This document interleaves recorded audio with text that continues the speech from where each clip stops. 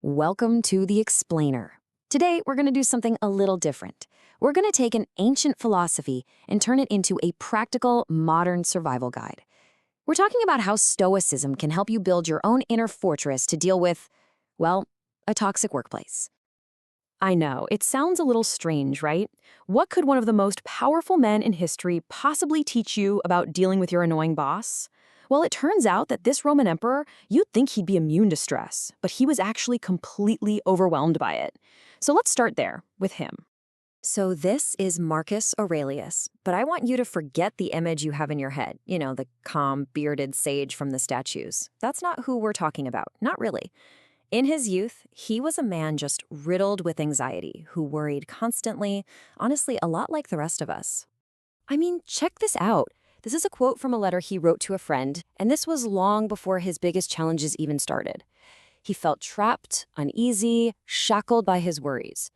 It's a feeling I bet a lot of you know all too well when you're facing a demanding job or a difficult manager. And then, he becomes emperor, and you'd think things would get better? Nope. They got so much worse. His entire reign was just this relentless series of catastrophes. I mean, a 5-year war, a massive flood and famine that crippled Rome, a plague that killed an estimated 5 million people, and then, on top of all that, a huge barbarian invasion that sent the whole city into a complete panic. Think about that. That was his workplace. Okay, so the big question is, how in the world did this guy handle all of this without just completely falling apart? He didn't have a therapist to call or any self-help books to read. What he had was his Stoic training, and he used it to build what he called an inner fortress, a kind of mental citadel that just couldn't be touched by all the chaos outside. And the whole thing is built on one single foundational principle. All right, this right here, this is the absolute core of Stoic resilience. Seriously, if you only remember one thing from this whole explainer, make it this. It's called the dichotomy of control, and it's really just the simple but profound practice of drawing a bright, clear line between what's in your power and what's just not. Now let's look at this, because this is where it gets really practical for the office. You have exactly zero control over your boss's ridiculous deadline, or your colleague's constant negativity, or the company's sudden decision to reorganize everything. But you have absolute control over how you judge those things, how you choose to react, and the attitude you decide to have. That little space right there, that's where 100% of your power is. All right, so we've got the foundation. Let's get practical. Let's open up that Stoic toolkit and see what's inside, the specific mental tools you can pull out when you're facing those difficult people and high-pressure moments at work. So you probably recognize some of these, right? The bully, the gossiper, the micromanager, but look closely at the antidote column. See the pattern? The Stoic move is never about trying to change them. It's always an internal shift. For that demanding boss, you just reframe their behavior. It's a reflection of their issues, not your value. For the gossiper, you just stop paying attention. You refuse to play. For the micromanager, you double down on your own excellence. It's always about shifting your focus back to the only thing you truly control. So to get through his own, immense anxiety, Marcus Aurelius had these 2 little phrases he'd repeat to himself, kind of like mental mantras.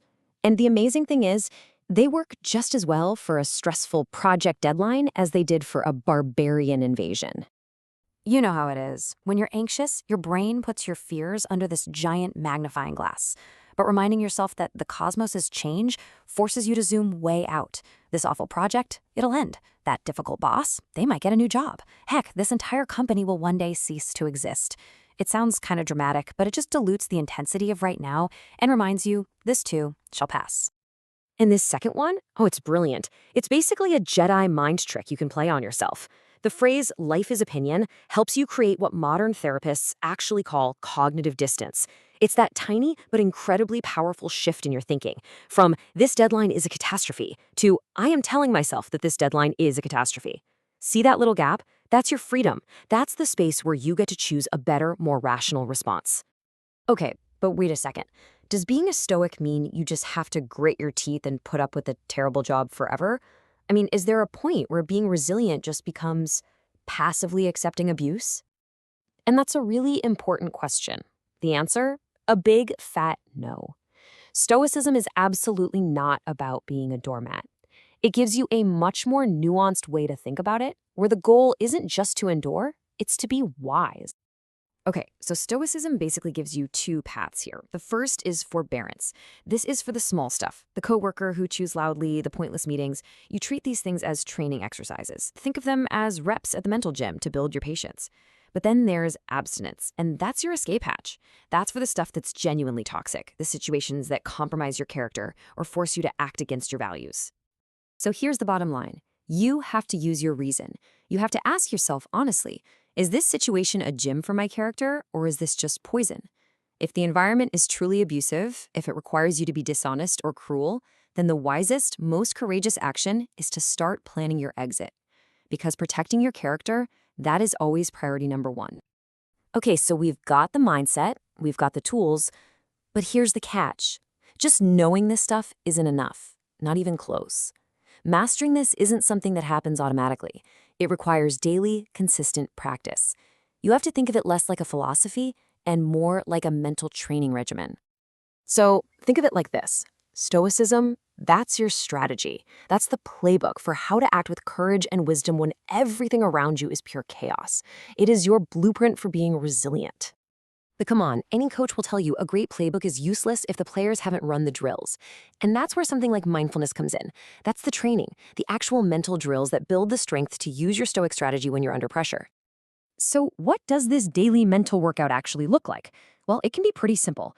First up, practice the view from above. Just zoom out and see how small your problems look from space. Next, use the power of the pause, that moment between something happening and you reacting. And finally, a simple daily reflection. Before you go to sleep, just ask, what went well? What didn't? How can I do a little better tomorrow? This routine, this is how you build real, lasting resilience.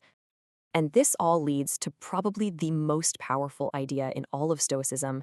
It's this radical flip in how you see problems. That demanding boss, that impossible project, they aren't just things blocking your path to peace. They are the path. They're the raw material you use to become stronger, wiser, and better. As Marcus Aurelius said, what stands in the way becomes the way. Look, your inner fortress isn't going to build itself overnight. It's built brick by brick, choice by choice, day by day. The chaos of the world and the workplace, that's not going away. So the real question, the only question that matters, is how are you going to train today?